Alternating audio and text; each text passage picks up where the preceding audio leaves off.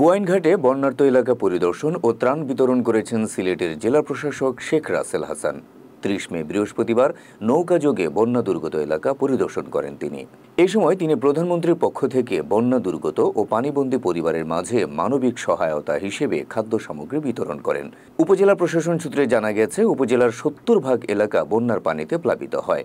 ২৬টি আশ্রয় কেন্দ্রে ২৩৫৬ জন পরিবার ও ৬৪৫টি গবাদি পশু আশ্রয় নেয়। এছাড়া ১৬৬০ হেক্টর আবাদি জমির ফসল পানিতে নিমজ্জিত হয়। উপজেলা নির্বাহী অফিসার মোহাম্মদ তৌহিদুল ইসলাম বলেন, পানিবন্দী লোকজনের উদ্ধারে উপজেলা প্রশাসন, স্থানীয় ইউনিয়ন পরিষদের চেয়ারম্যান বৃন্দ ও ইউপি সদস্যগণ কাজ করছেন। এদিকে বৃহস্পতিবার বিকেল থেকে বন্যার পানি কমতে শুরু করায় স্থানীয়দের মাঝে ফিরে আসতে শুরু করেছে স্বস্তি। ইউনিয়নের মধ্যে মনে করেন 12টা ফ্যামিলি বিভিন্ন ধরনের ক্ষতিগ্রস্ত।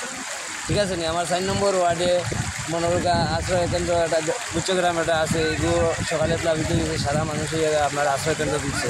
আমরা সরকারি ঘর পাইছি, আমরা বর্তমানে খাইলেও শান্তির মাঝে আসলাম, বর্তমানে শান্তির শৃঙ্খলায় আছি। পানি বর্তমানে কমছে, আমরা যার যে বাড়ি করে যাইতেছি।